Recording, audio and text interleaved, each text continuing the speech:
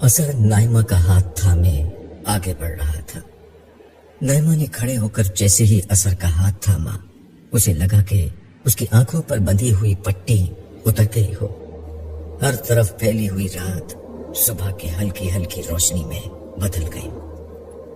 नाइमा ये देखकर हैरान रह गई कि ये वही वादी थी जिसे वो पहले दिन से देखती आई है। अलबत्ता इस दफा वो इस वादी में नीचे खड़े होने के बजाय उसके अतराफ में मौजूद पहाड़ों में सबसे बुलंद पहाड़ पर खड़ी थी। नाइमा असर के साथ उसी पहाड़ पर आगे बढ़ी जा रही थी, मगर जैसे जैसे वो आगे बढ़ती उसके इर्द गिर्द का हर मंजर इंतहाई तेजी के साथ बदल रहा था। उसकी बसारत इतनी ज्यादा बढ़ चुकी थी कि वो दूर तक का मंजर देख सकती थी। उसने देखा कि पहाड़ के नीचे दोनों तरफ दिनों रात का सिलसिला तेजी से बदल रहा है। पैर, अयाम और मौसम तेजी से आगे बढ़ रहे हैं। सूरज मगरिब से निकलकर मशरिक में डूबता हुआ महसूस हो रहा था। इर्द गिर्द के मनाजिर भी सूरत के साथ बदल रहे थे। बस्तियां, कस्बे, शहर एक के बाद एक आते जा रहे थे। यूं लग रहा था जैसे वो तो पहाड़ पर कदम ब कदम चल रहे हैं, लेकिन नीचे जमा व मकान सदियों का सफर लम्हों में तय कर रहे हो। नाइमा की समझ में नहीं आया कि ये क्या हो रहा है, मगर उसे असर के साथ खामोशी से चलते रहना अच्छा लग रहा था, इसलिए वो कोई सवाल किए बगैर उसके साथ चलती रही। चलते चलते वो एक पहाड़ के दामन में वाक़े मैदानी इलाके में आ पहुंचे। यहां पहुंचकर असर रुक गया और नाइमा से मुखातिब होकर कहा, हम हजरत नूह अलैहिस्सलाम के जमाने में आ चुके हैं और इस वक्त कदीम इराक में खड़े हैं। नाइमा ये सुनकर दंग रह गई। उसने हैरत से सवाल किया, ये कैसे मुमकिन हुआ? मेरे साथ सब कुछ मुमकिन है। मैं वक्त का बेटा हूं। वक्त की हर गली मेरे लिए जानी पहचानी और उसका हर बंद दरवाजा मेरे लिए खुला है। मैं कहीं भी जा सकता हूं। यही तुम्हारे तीसरे सवाल का जवाब है। यहां तुम्हें मालूम हो जाएगा कि किस तरह खुदा हर दौर में अपनी सच्चाई और अपनी मौजूदगी का नाकाबिल तरदीद सबूत पेश करता रहा है। नाइमा बोली, मगर हमें लोग देखेंगे तो क्या होगा? इत्मीनान रखो, हमें कोई नहीं देख सकता। अलबत्ता हम हर शख्स को देख सकेंगे। जहां चाहेंगे चले जाएंगे, मगर हम किसी शख्स के काम में मुदाखलत नहीं कर सकते। यह कहकर असर आगे बढ़ा और उसे लेकर चंद कदम चला। इन चंद कदमों में एक तवील फासला तय हो गया और वो दोनों एक आबादी में दाखिल हो गए। ये एक बड़ा शहर था। बड़ा नाइमा के लिहाज से हरगिज नहीं था, जो लाखों करोड़ों की आबादी के शहरों की बासी थी, लेकिन अपने जमाने के एतबार से एक बहुत बड़ा और बारौनक शहर था। उस रोज शहर में कोई जश्न बरपा था। हर तरफ सरगर्मी और जोश का आलम तारी था। लोग खुश खुर्रम थे और जर्क बर्क कपड़े पहनकर अपने घरों से निकल निकल कर शहर के मरकजी हिस्से में जमा हो रहे थे। शहर का मरकज एक मंदिर की गिरद बना हुआ था, जिसका इहाता बहुत बड़ा था, जबकि बाहर की समत एक बड़ा बाजार था। यहाँ दुकानों पर रौनक लगी हुई थी और लोगों की एक बड़ी तादाद बाजार से गुजरकर मंदिर के इहाते में जमा हो रही थी। नाइमा ये हजरत नूह अलैहिस्सलाम की कौम है। इंसानियत ने अपना सफर हजरत आदम अलैहिस्सलाम से शुरू किया था। वो खुद एक नबी थे और अपनी औलाद को एक अल्लाह की इबादत की तालीम देकर गए थे। उनके दौर को गुजरे हुए बहुत वक्त हो चुका है और रफ्ता रफ्ता उनकी औलाद उनके पैगाम को भूल गई है। तहजीब ने जैसे जैसे तरक्की की, शिर्क तेजी से लोगों में फैलता गया। अब कोई नहीं जो एक अल्लाह का नाम लेवा बाकी रहा हो। ऐसे में अल्लाह ताला ने हजरत नूह अलैहिस्सलाम को उठाया और उन्होंने अपनी कौम को तौहीद की दावत देना शुरू की। नाइमा ने इर्द गिर्द का माहौल देखते हुए तबसरा किया, लगता है इनकी दावत ज्यादा कबूल नहीं की गई। हाँ, बहुत कम लोग उन पर ईमान लाए हैं, गिनती के चंद लोग। हत्ता कि उनके अपने खानदान में ان کی بیوی اور ان کا ایک بیٹا کنان بھی ان کا منکر ہے، اور جانتی ہو انہیں ان لوگوں کو سمجھاتے سمجھاتے کتنا وقت ہو چکا ہے؟ نائمہ نے سوالیہ انداز میں اثر کی طرف دیکھا۔ 950 برس۔ 950 برس؟ نائمہ نے حیرت سے اثر کی بات دہرائی۔ ہاں، اور یہ نتیجہ ہے 950 برس کی محنت کا۔ دونوں یہ گفتگو کر ہی رہے تھے کہ اتنے میں ایک شور بلند ہوا۔ نائمہ نے دیکھا کہ مندر سے پروہت ایک ایک قطار میں باہر آ رہے ہیں۔ ان کے پیچھے کچھ لوگ تختوں کو اپنے کندھوں پر اٹھائے باہر آ رہے ہیں۔ ان تختوں پر الگ الگ شبیہ کے بت رکھے ہوئے تھے۔ نائمہ نے گنے تو 5 تختوں پر 5 بت رکھے ہوئے تھے۔ انہیں دیکھ کر ہجوم خوشی سے بے قابو ہو گیا اور زور زور سے نعرے بلند کرنے لگا۔ اظہر نے ان بتوں کی تفصیل نائمہ کو بتاتے ہوئے کہا، یہ ان کے 5 مقدس بزرگوں کے بت ہیں، ود، سوا، یغوث، یعوق اور نصرہ۔ یہ ان کی پرستش کرتے ہیں، ہر مشکل میں ان سے مدد مانگتے ہیں اور مراد پوری ہونے پر انہیں نظر چڑھاتے ہیں۔ آج ان کا عید کا دن ہے جس میں یہ بت عام لوگوں کے سامنے لائے جاتے ہیں اور سب مل کر ان کی پرستش کرتے ہیں۔ نائمہ حیرت اور پریشانی کے عالم میں اس حماقت کو دیکھ رہی تھی۔ ان بتوں کو ایک ساتھ لا کر رکھ دیا گیا۔ اس کے بعد ایک بڑا پروہت آگے آیا اور لوگوں کو خاموش ہونے کے لیے کہا۔ نائمہ کو اندازہ ہوا کہ اب ان کی تقریب شروع ہی ہوا چاہتی ہے، مگر اسی اثنا میں ایک بزرگ بھیڑ کو چیرتے ہوئے آگے بڑھے اور اس پروہت کے سامنے جا کھڑے ہوئے۔ اس سے پہلے کہ پروہت کچھ کہتا، انہوں نے لوگوں سے مخاطب ہو کر کہنا شروع کیا، اے لوگوں، ایک اللہ کی عبادت کرو، اس کے سوا کوئی معبود نہیں۔ تم ایسا نہیں کرو گے تو مجھے تم پر ایک دردناک عذاب کا اندیشہ ہے۔ پروہت کو ان کی مداخلت سخت ناپسند آئی۔ اس نے غصے میں کہا، لوگوں، یہ ایک گمراہ شخص ہے، اس کی باتوں میں نہ آؤ۔ یہ تمہیں تمہارے باپ دادا کے دین سے پھیرنا چاہتا ہے۔ میں ہرگز گمراہ نہیں ہوں، بلکہ رب العالمین کا رسول ہوں۔ تمہیں تمہارے رب کا پیغام پہنچا رہا ہوں۔ میں تمہارا ہمدرد ہوں اور وہ جانتا ہوں جو تم نہیں جانتے۔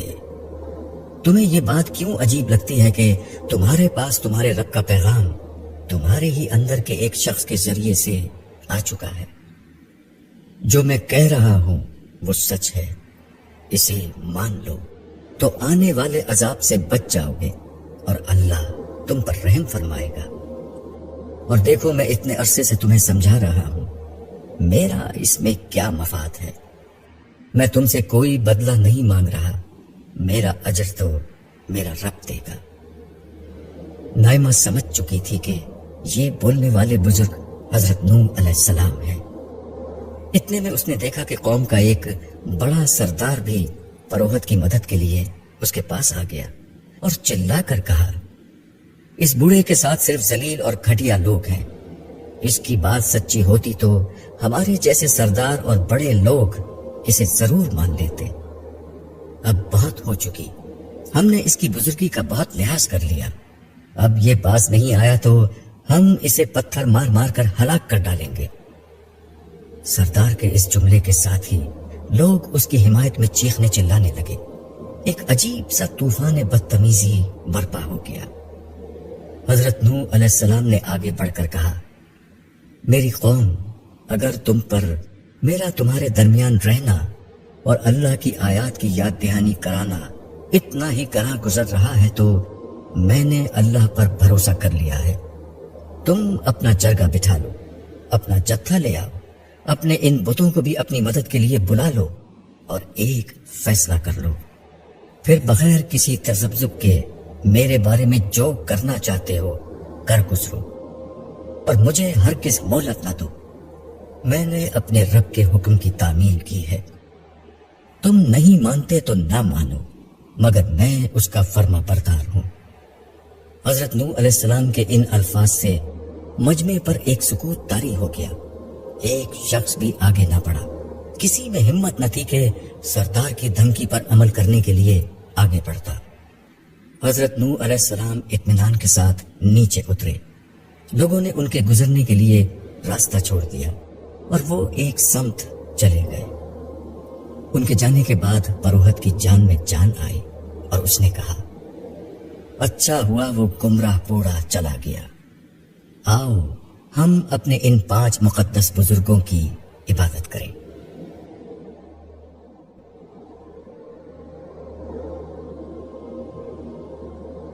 حضرت نوح علیہ السلام کے جانے کے بعد جو خرافات شروع ہوئی انہیں دیکھ کر نائمہ کا دم گھٹنے لگا۔ وہ اثر سے بولی، کیسے لوگ ہیں یہ؟ یہی انسان ہر دور میں کرتے آئے ہیں، آج بھی انسانوں کی اکثریت یہی کر رہی ہے۔ آدھے غیر اللہ سے لو لگائے بیٹھے ہیں اور آدھے دنیا کی مادی اور فانی زندگی کو اپنا مقصد حیات بنائے بیٹھے ہیں۔ سچے خدا پرست تو ہمیشہ بہت تھوڑے رہے ہیں۔ ہاں، مگر اس دور میں ایمان لانا تو بہت مشکل تھا۔ کیا میں کسی ایسے شخص سے مل سکتی ہوں جو ایمان لایا ہو؟ ہاں، کیوں نہیں؟ میں تمہیں ایسے ہی ایک خاندان کے پاس لے چلتا ہوں۔ تم دیکھو گی کہ سچے اہل ایمان کتنے مشکل حالات میں بھی حق پر قائم رہتے ہیں اور کوئی شکوہ شکایت نہیں کرتے۔ یہ کہہ کر اصل نے نائمہ کا ہاتھ تھاما اور ایک سمت چل پڑا۔ تھوڑی دیر میں نائمہ اور اثر ایک ایسے گھرانے میں موجود تھے جو زندگی کی سب سے بڑی مشکل دیکھ رہا تھا۔ یہ ایک گھرانہ جراحم کا تھا۔ جراحم ایک غریب کسان تھا۔ وہ اور اس کی بیوی مل کر تھوڑی بہت کھیتی باڑی کرتے اور بمشکل تمام زندگی گزارتے تھے۔ زندگی پہلے بھی ان پر آسان نہ تھی، مگر اب تو حالات اور مشکل ہو چکے تھے۔ وہ خدا کے پیغمبر نوح علیہ السلام پر ایمان کیا لے آئے کہ سارا شہر ان کا مخالف ہو گیا۔ ہر طرف سے لان تان ہو رہی تھی، برا بھلا کہا جا رہا تھا، مذاق اڑایا جا رہا تھا۔ آباء و اجداد سے بغاوت اور قومی مذہب سے روح گردانی کے الزام لگ رہے تھے۔ وہ بت جو اس معاشرے میں قدیم بزرگوں کی یاد سے آگے بڑھ کر اب خود معبود بن چکے تھے، انہیں چھوڑ کر ایک اللہ کی عبادت کا فیصلہ ان کو بہت مہنگا پڑ رہا تھا، مگر وہ ڈٹے ہوئے تھے۔ جراحم سام کا بچپن کا دوست تھا۔ نوح علیہ السلام نے ایمان کی صدا بلند کی تو ان کے صاحبزادے سام بھی ان پر ایمان لے آئے۔ اپنے دوست کی وجہ سے جراحم بھی نوح علیہ السلام کے پاس جا کر بیٹھا کرتے اور ان کی باتیں سنتے۔ انہیں محسوس ہوا کہ بتوں کو چھوڑ کر ایک اللہ کی عبادت کی بات زیادہ معقول ہے۔ یہ بت جنہیں ہم اپنے ہاتھوں سے بناتے ہیں ہمارے خدا کیسے ہو سکتے ہیں؟ جن بزرگوں کو قبر میں دفن ہوئے برسوں ہو گئے وہ ہماری دستگیری کیسے کر سکتے ہیں؟ یہ صرف اللہ ہے جو اپنے بندوں کی مشکل کشائی کرتا اور انہیں نعمتیں دیتا ہے۔ اس لیے محبت، عقیدت، شکر گزاری اور عبادت بھی اسی کی ہونی چاہیے۔ نوح علیہ السلام کی یہ باتیں جراحم کے دل کو لگتی۔ آخرکار وہ اور ان کی بیوی دونوں نوح علیہ السلام پر ایمان لے آئے، مگر اس کے بعد ان کی زندگی دشوار ہو گئی۔ نوح علیہ السلام انہیں صبر کی تلقین کرتے اور خدا کے وعدے پر بھروسہ کرنے کی تلقین کرتے۔ نوح علیہ السلام انہیں بتاتے کہ عنقریب یہ کافر ہلاک ہوں گے اور نوح علیہ السلام کے ماننے والے زمین کے مالک ہوں گے۔ جراحم اور ان کی بیوی ان کے وعدے پر مطمئن تھے اور ہر مشکل کا مقابلہ کر رہے تھے، مگر اب جو قیامت ان پر ٹوٹی تھی اس نے انہیں ہلا کر رکھ دیا تھا۔ ان کی اکلوتی بیٹی امورا، جس کی عمر صرف 15 برس تھی، بیمار پڑ گئی تھی۔ یہ 2-4 دن کی بیماری نہ تھی بلکہ ایک مستقل روگ تھا جو ان کی بیٹی کو لگ گیا تھا۔ ہر گزرتے دن کے ساتھ امورا کا وجود گھلتا جا رہا تھا اور کوئی دوا کارگر نہ ہو رہی تھی۔ اب تو صاف نظر آ رہا تھا کہ امورا 2-4 دن کی مہمان ہے۔ جراحم اور اس کی بیوی اسی فکر میں غمزدہ امورا کے پاس بیٹھے تھے کہ दरवाजे पर दस्तक हुई। मैं साम हूं जराहम, दरवाजा खोलो। जराहम ने धीरे से उठकर दरवाजा खोल दिया। वो साम से कुछ कहे बगैर खामोशी से अमूरा के पास आकर बैठ गया। साम उसके पीछे चलता हुआ आया और अमूरा के सर पर हाथ रखकर कहा, बेटी, खुदा की रहमतें तुम्हारे खानदान पर हैं। ये कैसी रहमत है भाई साम? जराहम की बीवी उदासी के साथ बोली।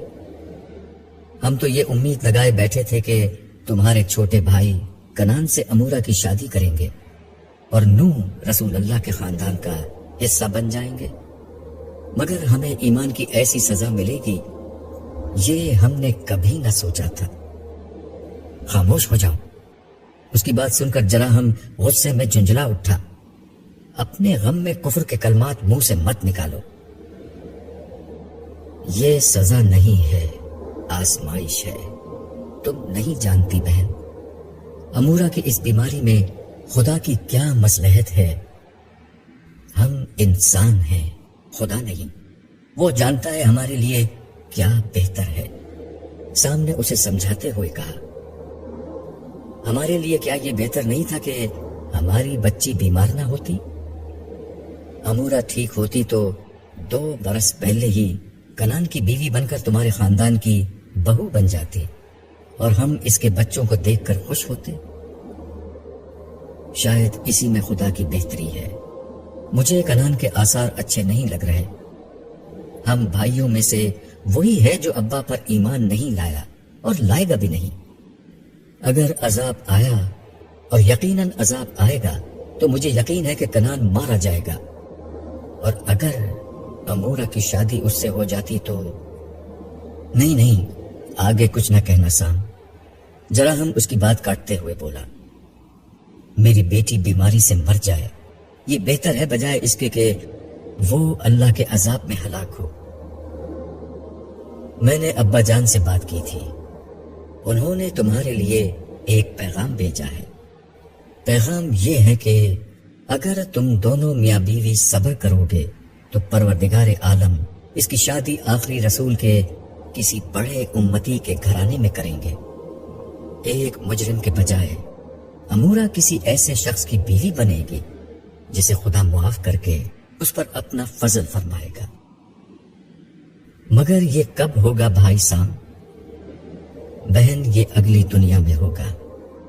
वो दुनिया जो कयामत के बाद कायम होगी और कभी खत्म ना होगी। उस दुनिया में कोई मौत होगी और ना कोई जुदाई। सामने जवाब दिया, हम सब्र करेंगे, हमें खुदा के वादे पर एतबार है। जराहम ने आंखें बंद करके कहा, अब्बा। एक खफीफ सी आवाज उभरी। ये अमूरा की आवाज थी। उसकी तबीयत बिगड़ रही थी। उसके हाथ पांव ठंडे पड़ने लगे और उसकी सांस धीमी होने लगी।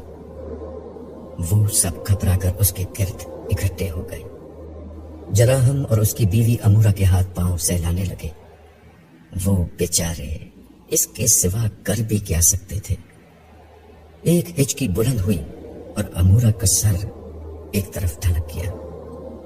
जराहम की बीवी चीख कर उसके सीने से लिपट गई। जराहम की आंखों से आंसू की लड़ियां बहने लगी। सामने बेबसी से अपनी गर्दन झुका दी। नाइमा बेबसी और खामोशी से सब कुछ देख रही थी। उसने गर्दन घुमाकर असर की तरफ देखा। उसकी खामोश निगाहों का पैगाम वाज़ेह था। वो मजीद यहां ठहरना नहीं चाहती। असर उसका हाथ थामे उसे बाहर ले आया। बाहर आकर नाइमा ने उदास लहजे में कहा, ये कैसी जिंदगी है? ये जिंदगी नहीं है, आजमाइश है। जिंदगी तो शुरू होगी। जब जिंदगी शुरू होगी नाइमा, तो तुम अपने सर की आंखों से देखोगी कि आज जो लोग आंसू बहा रहे हैं, कल कयामत के दिन वो सबसे ज्यादा खुश हो रहे होंगे। मगर कयामत तो बहुत दूर है। नाइमा ने उदास लहजे में कहा, नहीं, बिल्कुल दूर नहीं है। कयामत सर पर खड़ी है। तुमने मेरे साथ सफर करते हुए नहीं देखा कि हजारों बरस का सफर ہم کتنے کم وقت میں کر لیتے ہیں۔ اللہ تعالیٰ معاملات کو ایسے ہی دیکھ رہے ہیں، مگر ہم اللہ کی نظر سے چیزوں کو تو نہیں دیکھ سکتے نا۔ نائمہ نے سوالیہ انداز میں کہا، انسان کی نظر سے تو دیکھ سکتے ہو، اس میں کیا رکاوٹ ہے؟ انسان تو اس چیز کے ماہر ہیں کہ ماضی کے تجربے سے مستقبل کا اندازہ کر لیتے ہیں۔ بالکل کر لیتے ہیں۔ انسانوں کی ساری ترقی ان کی اس صلاحیت میں ہے کہ ماضی کے مشاہدے اور تجربے کو بنیاد بنا کر وہ نظر نہ آنے والے مستقبل کی بالکل ٹھیک پیش گوئی کر دیتے ہیں۔ اسی اصول پر ڈاکٹر ہر مرض کا علاج کرتے ہیں۔ ایک دوا جو ایک انسان پر اثر کرتی ہے، باقی انسانوں کو بھی وہ دوا دی جاتی ہے۔ ایک جہاز جس اصول پر اڑتا ہے، سارے جہاز اسی اصول پر بنائے اور اڑائے جاتے ہیں۔ نائمہ نے اثر کی تائید کرتے ہوئے کہا، ہاں تو اسی اصول پر دیکھو کہ اب کیا ہوگا۔ یاد ہے نوح علیہ السلام کس چیز کی تنبیہ کر رہے تھے؟ یہ کہ ان کے نہ ماننے والوں پر عذاب آئے گا۔ اب دیکھو ٹھیک یہی ہوگا۔ تھوڑی دیر میں یہ سب تم اپنی آنکھوں سے دیکھو گی۔ اس کے بعد اس بات کو نہ ماننے کی کیا گنجائش ہے کہ آخرت کی دنیا کے بارے میں بھی پیغمبر جو کہتے ہیں وہ پورا نہیں ہوگا؟ بالکل نہ ماننے کی کوئی گنجائش نہیں ہے۔ چلو پھر چل کر انسانیت کی پہلی قیامت دیکھتے ہیں۔ نوح علیہ السلام کو کشتی بنانے کا حکم مل گیا ہے۔ اس کا مطلب یہ ہے کہ اس قوم کی قیامت آ رہی ہے۔ اللہ کی عدالت لگ رہی ہے۔ اس عدالت میں ہر مجرم عذاب کا شکار ہوگا اور صرف اہل ایمان بچائے جائیں گے۔ باقی رہ جانے والے یہی اہل ایمان سردار بنائے جائیں گے، اس دنیا میں بھی اور اگلی دنیا میں بھی۔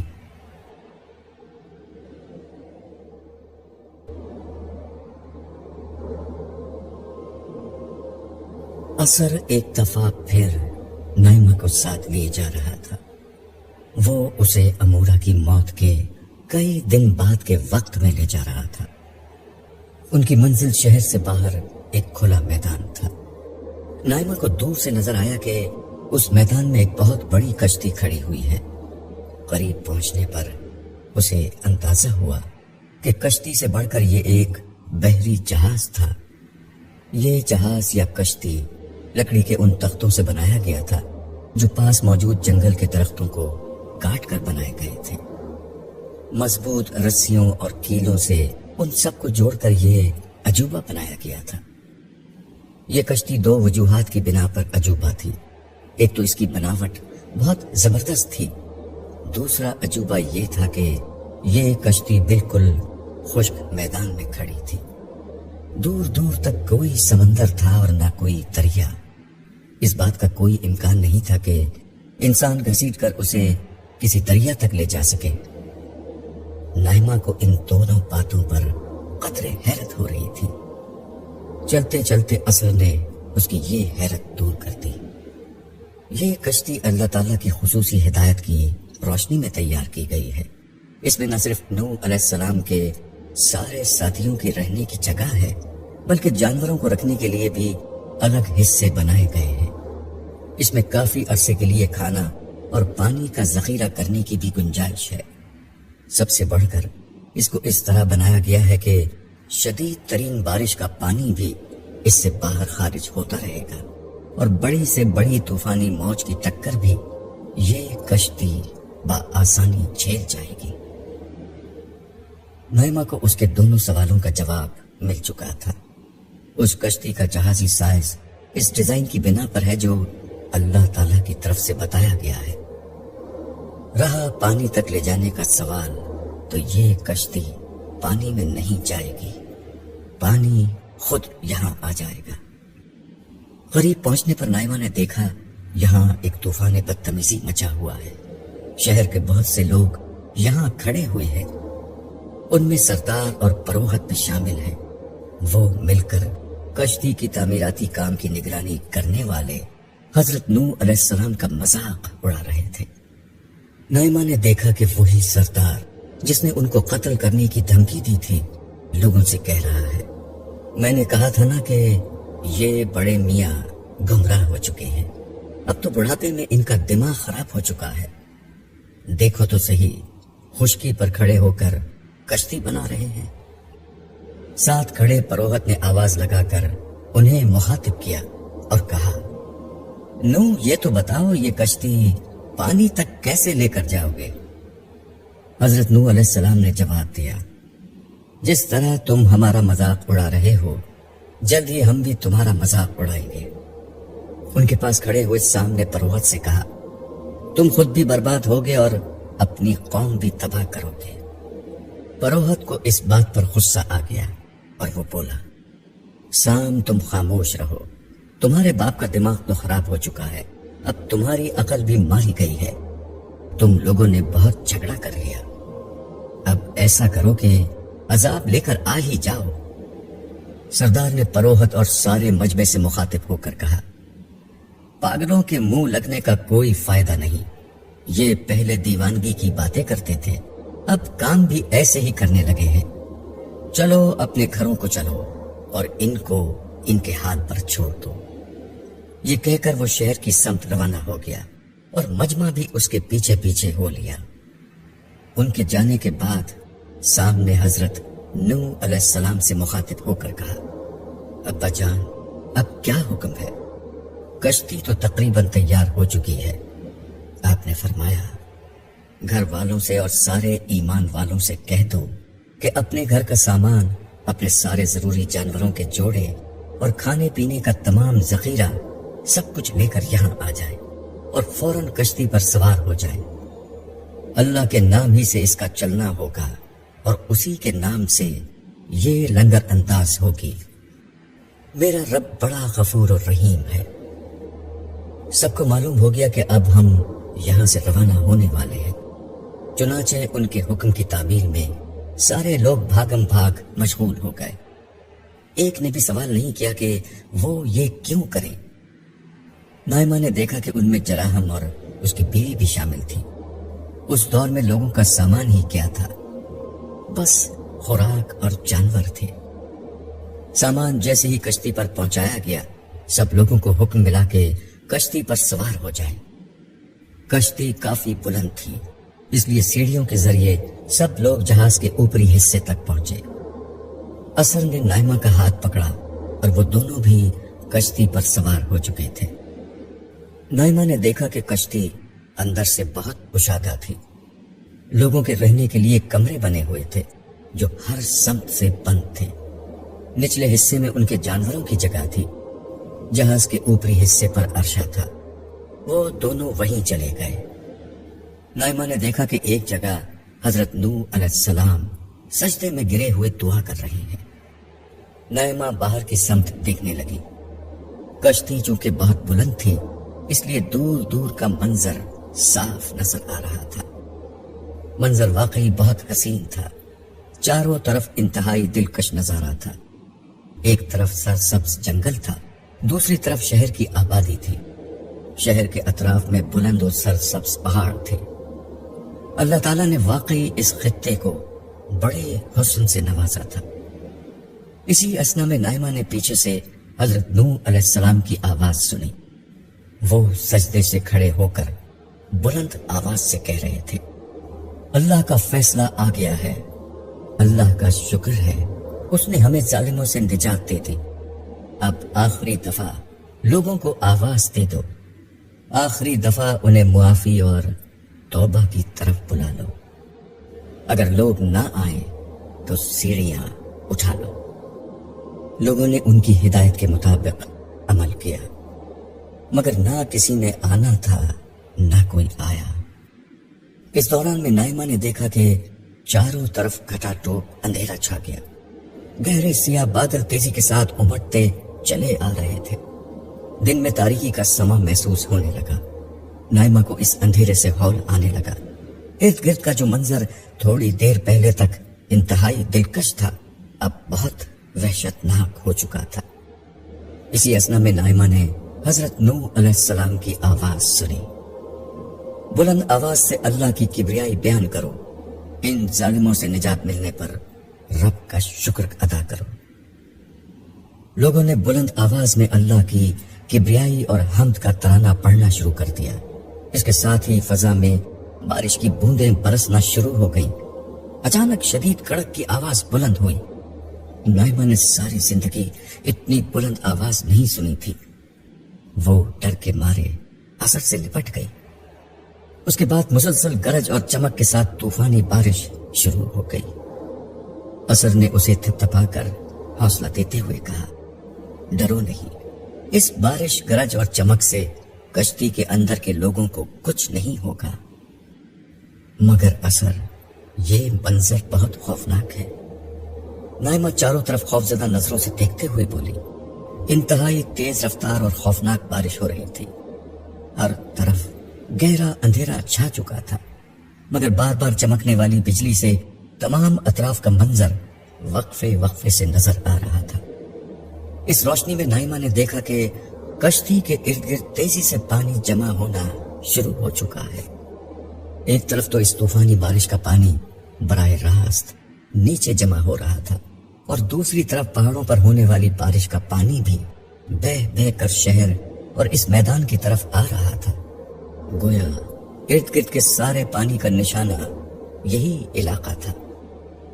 تمہیں اندازہ نہیں کہ اس وقت شہر میں کیا ہو چکا ہے۔ وہ پہاڑ کے دامن میں واقع ہے، اس لیے وہاں بہت زیادہ پانی آ چکا ہے۔ سارے مکانات ڈوب چکے ہیں۔ لوگ جان بچانے کے لیے بلند پہاڑوں پر چڑھنا شروع ہو رہے ہیں۔ پھر اس نے نیچے اشارہ کرتے ہوئے کہا، دیکھو لوگ نیچے بھی مدد مانگنے کے لیے آ چکے ہیں۔ نائمہ نے ایک لمحے کو چمکنے والی بجلی کی روشنی میں دیکھا کہ بہت سے لوگ کشتی کے قریب کھڑے چلا رہے ہیں۔ بارش کے شور کی بنا پر ان کی آواز اوپر نہیں آ رہی تھی، مگر صاف ظاہر تھا ان مذاق اڑانے والوں کو اندازہ ہو چکا ہے کہ اس کشتی کو پانی میں نہیں جانا تھا، پانی کو یہاں آنا تھا۔ وہ پانی اب آ چکا ہے اور سوائے کشتی کے کوئی اور جائے پناہ نہیں۔ نائمہ نے اثر سے مخاطب ہو کر کہا، ہمیں ان لوگوں کی مدد کرنی چاہیے۔ تم حضرت نوح علیہ السلام سے درخواست کرو کہ وہ سیڑھیاں واپس نیچے لگوا دیں، اس طرح کچھ لوگوں کی جان بچ جائے گی۔ تمہارا دماغ تو خراب نہیں ہو گیا؟ تم اللہ کے مجرموں کی مدد کا مشورہ دے رہی ہو؟ اس موسم سے تمہیں اللہ تعالیٰ کے غضب کا اندازہ نہیں ہو رہا؟ اثر نے اتنے غصے سے کہا کہ نائمہ ڈر گئی۔ اثر غصے میں بولتا رہا، ان لوگوں نے صرف شرک ہی نہیں کیا ہے، ان کا اصل جرم سرکشی ہے۔ 950 برس تک انہیں سمجھایا گیا کہ جس مالک نے ساری نعمتیں دی ہیں اسی کی بندگی کرو، غیر اللہ سے مدد نہ مانگو، ان کے آگے سر نہ جھکاؤ، اپنے محسن اور مہربان رب کو بھول کر پتھروں اور بتوں کی پرستش نہ کرو۔ مگر یہ لوگ اپنے تعصب میں اندھے ہو چکے تھے۔ ان پر نوح علیہ السلام نے ان کی غلطی بالکل واضح کر دی تھی، مگر جٹائی کی بنا پر انہوں نے سچ کو ماننے سے انکار کر دیا تھا۔ یہ اللہ کے رسول کو دھمکیاں دینے پر اتر آئے۔ ان کا بس نہیں چلا، ورنہ حضرت نوح علیہ السلام کو پتھر مار کر ختم کر ڈالتے۔ نائمہ بی بی، یہ ناقابل معافی جرم ہے۔ اللہ کی دنیا میں سچ کو جھٹلانے سے بڑا کوئی جرم نہیں ہے۔ اس جرم کے ساتھ جب سرکشی بھی جمع ہو جائے تو پھر اس کی سزا لازماً بھگتنا پڑتی ہے۔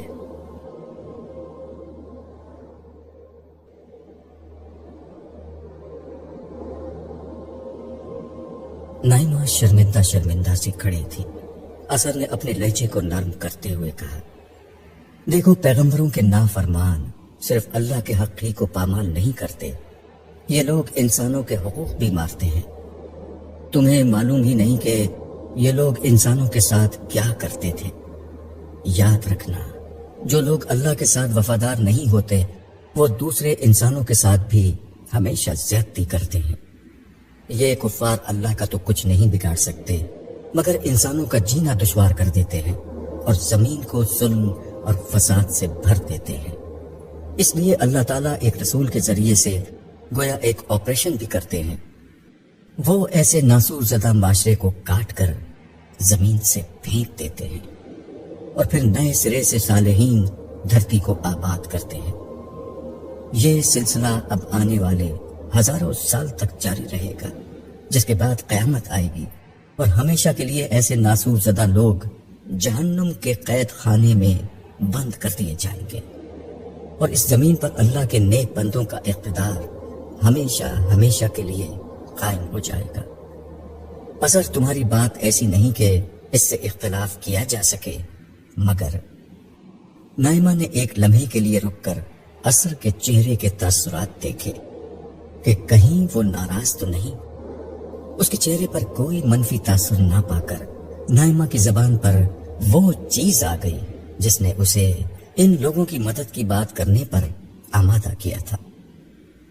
اثر مجھے ان میں سے کسی بات سے کوئی اختلاف نہیں، مگر مسئلہ یہ ہے کہ نیچے جو لوگ کھڑے ہیں ان کے ساتھ معصوم بچے بھی ہیں۔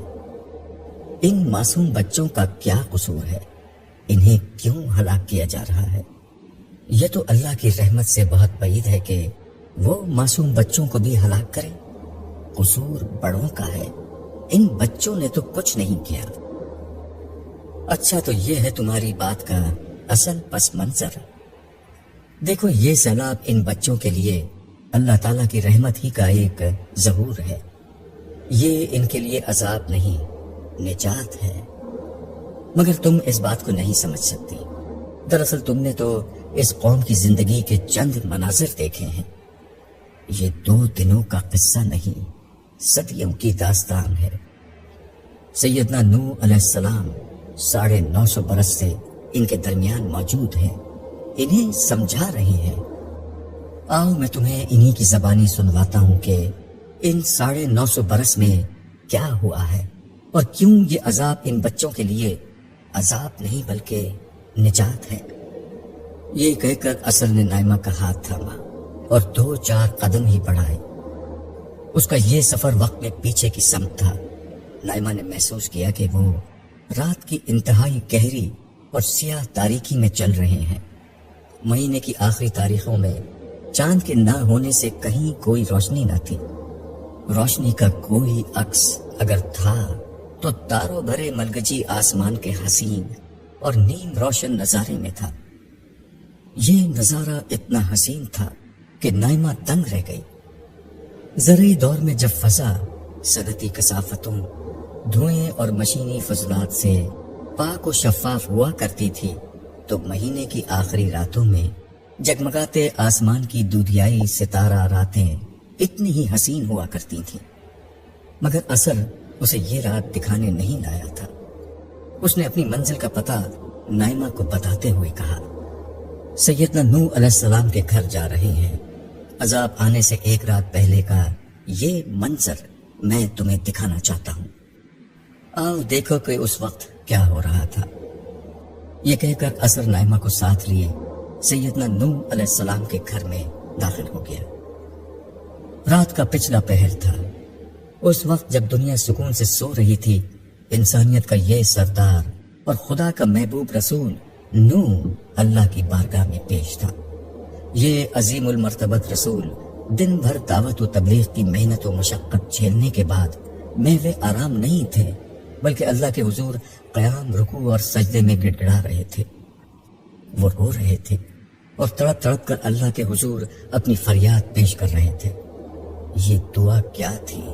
ان کے دل کی تڑپ اور ان کی 1000 سالہ محنت کی داستان تھی، جو چند جملوں میں سمٹ گئی تھی۔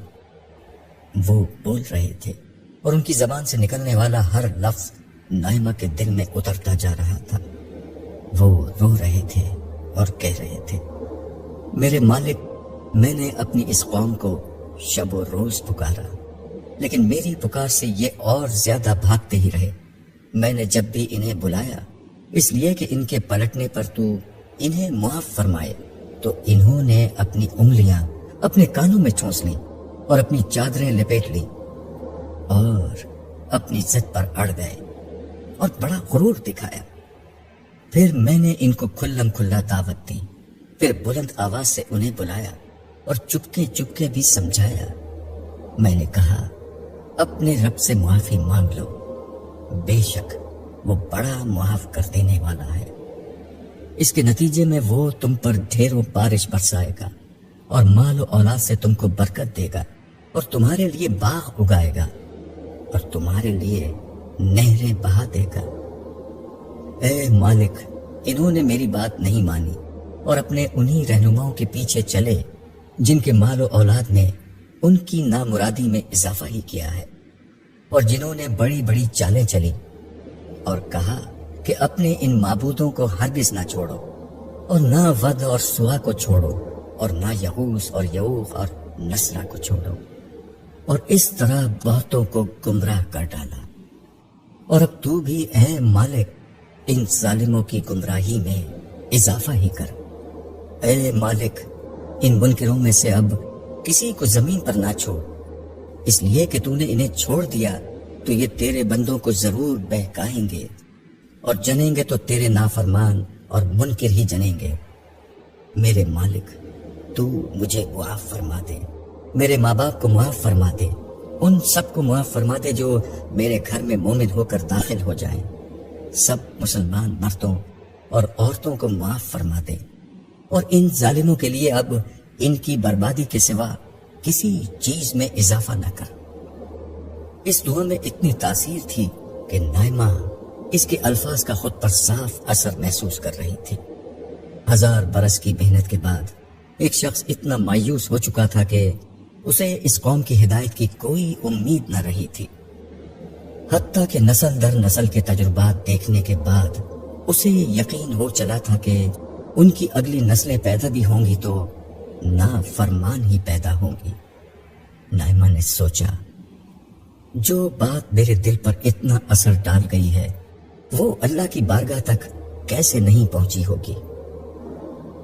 یہ دونوں ایک دفعہ پھر کشتی پر اسی جگہ اور وقت میں لوٹ چکے تھے۔ اثر نے نائمہ سے پوچھا، تمہیں سمجھ میں آ گیا کہ بچوں کے لیے یہ سیلاب نجات کیسے بن گیا؟ پھر وہ اپنے سوال کا خود ہی جواب دیتے ہوئے بولا، اس لیے کہ ان کی سرکشی بہت بڑھ چکی تھی اور ماحول اس درجے میں مخالفت پر مبنی بنا دیا گیا تھا کہ کوئی بچہ نارمل اور غیر جانبدارانہ انداز میں سوچنے کے قابل ہی نہ رہا تھا۔ نائمہ نے اسبات میں سر ہلاتے ہوئے کہا، اس کو ہمارے دور کے اعتبار سے کنڈیشننگ یا برین واشنگ کہتے ہیں، مگر پھر بھی بچوں نے ابھی تو کوئی قصور نہیں کیا تھا۔ جو بچے اس وقت موجود ہیں وہ تو معصوم ہیں۔ یہی تو میں کہہ رہا ہوں کہ یہ سزا نہیں، نجات ہے۔ سزا قوم کو دی جا رہی ہے، بچوں پر تو صرف موت کا وہ قانون لاگو ہو رہا ہے جو ایک روز ہر مخلوق پر ہونا ہی ہے۔ لوگ دنیا میں 1000 طریقوں سے مرتے ہیں، ان میں بچے بھی ہوتے ہیں۔ تم نے دیکھا نہیں تھا کہ جرام کی بیٹی امورہ بھی مری تھی؟ ہاں دیکھا تھا۔ تو بس ایسا ہی معاملہ ان بچوں کا ہے، ان کی عمر ہی اتنی طے کر دی گئی تھی، ان پر نہ عذاب کے فرشتے آئیں گے نہ آخرت میں انہیں کوئی سزا ملے گی۔ سزا صرف باشعور لوگوں کے لیے ہے، اور جیسا کہ میں کہہ چکا ہوں اور خود تم سیدنا نوح علیہ السلام کی زبانی سن چکی ہو، یہ سرکش و سندل لوگوں کو سزا دی جا رہی ہے۔ ایسے عذاب صرف اور صرف رسولوں کی اقوام پر آتے ہیں جن پر اتمام حجت کے ذریعے سے بات اتنی واضح کر دی جاتی ہے کہ وہ کسی غلطی کی بنا پر انکار نہیں کرتے، بلکہ پورے شعور اور ارادے کے ساتھ اللہ کے رسول کے سامنے بغاوت کر دیتے ہیں۔ یہ اسی کی سزا ہے۔ اس کا مطلب ہے کہ یہی معاملہ یہاں موجود حیوانات کے ساتھ ہوا ہے جو اس سیلاب میں مارے جائیں گے۔ انہیں عذاب میں ہلاک نہیں کیا جا رہا، بلکہ ان کی موت کا یہی وقت متعین تھا۔ نائمہ نے ذہن کے کسی گوشے میں موجود ایک اور سوال کو سامنے لاتے ہوئے کہا۔ اثر نے اسبات میں سر ہلاتے ہوئے کہا، تم نے بالکل ٹھیک سمجھا۔ اثر نے ابھی یہ جملہ کہا ہی تھا کہ اچانک کشتی کو جھٹکا لگا، پانی کی ایک زوردار لہر آئی اور کشتی میں حرکت شروع ہو گئی۔ نائمہ نے نیچے دیکھا، نیچے کھڑے ہو کر مدد کے لیے چلانے والے لوگ اس بڑی لہر کی نظر ہو گئے جو شہر کی سمت سے آئی تھی۔ اس نے شہر کی سمت دیکھا، لمحہ بھر کی چمکتی بجلی میں نظر آیا کہ شہر کے آثار پانی میں ڈوب چکے ہیں، ہر طرف پانی پھیل چکا ہے اور اس پانی میں آہستہ آہستہ کشتی نے اپنا سفر شروع کر دیا ہے۔ نائمہ نے روشنی میں یہ دیکھا کہ کشتی میں بھی کافی پانی کھڑا ہو چکا ہے، گرچہ اس میں بنے سوراخوں سے پانی مسلسل باہر جا رہا تھا، مگر بارش اتنی تیز تھی کہ پانی کی مقدار یہاں بھی آہستہ آہستہ بڑھ رہی تھی۔ نائمہ نے باہر دیکھتے ہوئے کہا، شہر تو ڈوب چکا ہے۔ ہاں، مگر سب لوگ ابھی نہیں مرے، یہ لوگ بڑے جاندار ہیں، ان کی ایک بڑی تعداد پہاڑوں پر چڑھ چکی ہے۔ ان کا خیال ہے کہ بارش تھوڑی دیر میں رک جائے گی، پانی پہاڑوں کی چوٹیوں تک نہیں پہنچے گا اور یہ لوگ بچ جائیں گے۔ اثر نے جواب دیا۔ نائمہ نے اثر کی بات پر کوئی تبصرہ نہیں کیا۔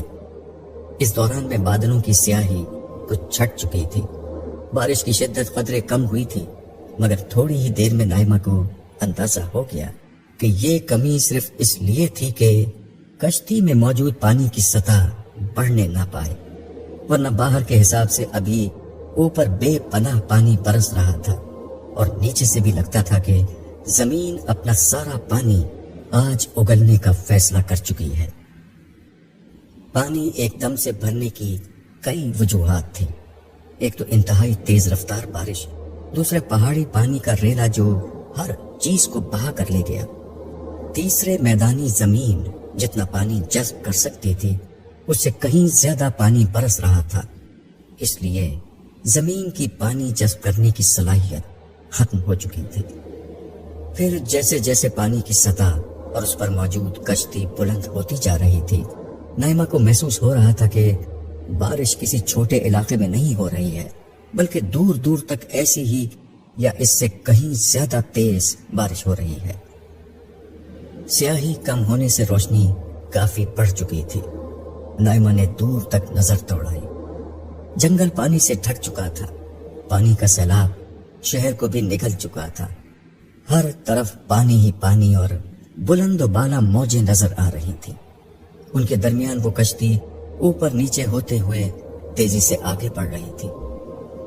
اس کشتی کے علاوہ چند پہاڑ ابھی تک پانی کی اس یلغار کے مقابلے میں ڈٹے ہوئے تھے۔ نائمہ نے دیکھا کہ انہی پہاڑوں میں سے ایک پر کچھ لوگ بیٹھے ہیں، وہ غالباً پہاڑ پر چڑھ کر بارش کے بند ہونے کا انتظار کر رہے تھے۔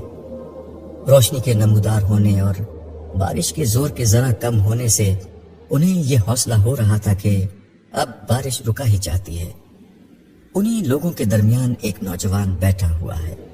اسے دیکھ کر اثر نے کہا، یہ حضرت نوح علیہ السلام کا بیٹا کنعان ہے، یہ کافر ہی رہا اور آخری وقت تک کشتی میں نہیں آیا۔ اسی دوران میں اسے حضرت نوح علیہ السلام نے بھی دیکھ لیا۔ اسے دیکھ کر وہ بے اختیار چلائے، اے میرے بیٹے، ہمارے ساتھ سوار ہو جا اور ان کافروں کا ساتھ نہ دے۔ وہ بولا، میں پہاڑ کی پناہ لے لوں گا جو مجھے پانی سے بچا لے گا۔ حضرت نوح علیہ السلام نے فرمایا، آج اللہ کے قہر سے بچانے والا کوئی نہیں ہے سوائے اس کے جس پر اللہ رحم فرمائے۔ ان کے ان الفاظ کے ساتھ ہی ایک تیز رفتار موج بیچ میں حائل ہو گئی۔ موج ہٹی تو نائمہ نے دیکھا کہ وہ لہر اپنے ساتھ پہاڑ پر پناہ لیے ہوئے تمام لوگوں کو بہا کر لے گئی۔ یہ منظر دیکھ کر حضرت نوح علیہ السلام بے اختیار سجدے میں گر گئے۔ نائمہ کو نہیں معلوم کہ وہ اللہ تعالیٰ سے کیا دعا کر رہے تھے۔ اثر اس عبرتناک منظر کو دیکھ کر بولا، تم نے دیکھا کہ اللہ کا انصاف کتنا بے لاگ ہے۔ اگر پیغمبر کا بیٹا بھی کافروں کا ساتھی اور مجرم ہے تو اس کو بھی نہیں چھوڑا جاتا، اور کسی کی کیا حیثیت ہے۔ بے شک، نائمہ نے مختصر جواب دیا۔ اس پر اس ماحول اور پیش آنے والے واقعات کی ہیبت اس طرح چھائی ہوئی تھی کہ اس کے منہ سے کچھ اور نہیں نکل سکا۔ ज्यादा देर न गुजरी थी कि पानी ने तमाम पहाड़ों की चोटियों को ढांक लिया। अब सिर्फ कश्ती थी या दूर दूर तक फैला हुआ पानी का समंदर। ये समंदर वो था जिसका कोई किनारा नजर नहीं आ रहा था। नाइमा ये मंजर देख रही थी और एक अजीब कैफियत का शिकार थी। उसने मौत, अजाब, तूफान जैसी चीजों का नाम सुना था, मगर आज पहली दफा जिस हौलनाकी के साथ इन चीजों को एक साथ जमा होते देखा था, उससे नाइमा के औसान खता थे। कश्ती नूह अलैहिस्सलाम मौत और अजाब के समंदर से गुजरती हुई और तूफान की हर सख्ती को झेलती हुई आगे बढ़ती चली जा रही थी।